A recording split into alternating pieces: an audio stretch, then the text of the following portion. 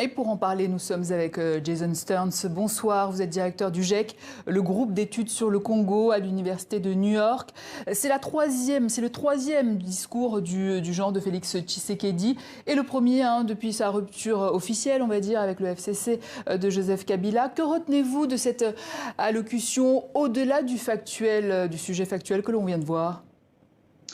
C'était un discours qui était assez faible au niveau des détails, assez vague, je dirais. Normalement, un discours de l'État de la nation, c'est un discours de bilan où il fait le bilan de ce qu'ils ont fait cette année.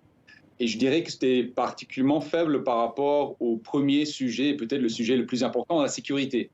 Cela fait 7 mois qu'il a annoncé l'état de siège dans les provinces du Nord Kivu et de l'Ituri. Et pourtant, la situation là-bas ne s'est pas beaucoup améliorée. Il a dit qu'ils ont fait bouger les lignes, mais il n'a pas dit exactement comment ils ont fait bouger les lignes. Le mois de novembre était particulièrement meurtrière. Et donc, malgré quelques redditions de groupes armés, malgré quelques défaites ou victoires contre les groupes armés, la violence continue. Donc, on ne sait pas exactement ce qui se passe, quel est son programme, quelle est la stratégie. Je dirais la même chose par rapport aux opérations controversées avec l'Ouganda. Ça fait maintenant plus de 2 semaines que ces opérations ont commencé. On ne connaît pas exactement ce qui se passait. Donc je dirais en général, surtout sur le côté sécuritaire, c'était assez faible au niveau des détails.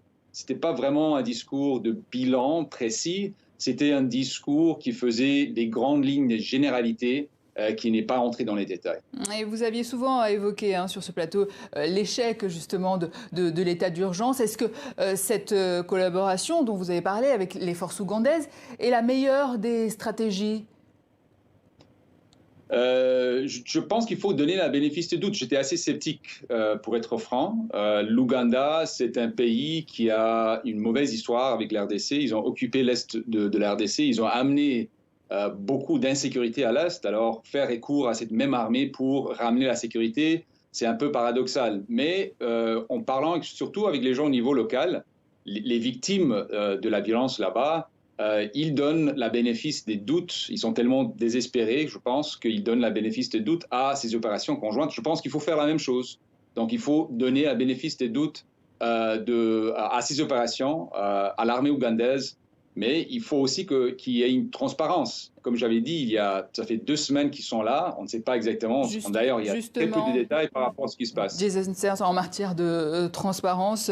Félix Tshisekedi, il nous reste 30 secondes, donc on va essayer de faire vite. Félix Tshisekedi qui reste donc faible dans son discours. Selon vous, on a vu aussi dans le sujet d'Anne-Sophie, pas un mot sur la taxe RAM ou sur Congo Hold Up. Je rappelle que vous faites partie du consortium qui a révélé ces infos. C'était prévisible ? Je pense, c'est un peu malheureux parce que là, par rapport à la corruption, il peut se vanter quand même. Ils ont pas mal fait, surtout côté inspection générale de finances. Il y a beaucoup de dossiers qu'ils ont soulevés, il y a beaucoup d'arrestations. Malheureusement, ce qui se passe au niveau de la mise en œuvre de cette arrestation par rapport à la justice, c'est là qu'il y a un manque de suivi. C'est-à-dire qu'il y a des gens, il y a tout un tas de personnes qui ont été arrêtées par rapport au procès de 100 jours, par exemple, et puis relâchées. Donc, il y a un problème de mise en œuvre de la justice. Lui-même s'est plaint d'ailleurs par rapport à l'appareil judiciaire. Et donc, je pense que c'est la même chose par rapport au Congo Hold Up. Il y a les données sont là, mais qu'est-ce qui va se passer par rapport à la mise en œuvre de ces données ? Jason Stearns, merci. Je rappelle que vous êtes directeur du GIEC, le groupe d'études sur le Congo à l'Université de New York. Au Niger, les 4 militants de l'ONG Tournons la page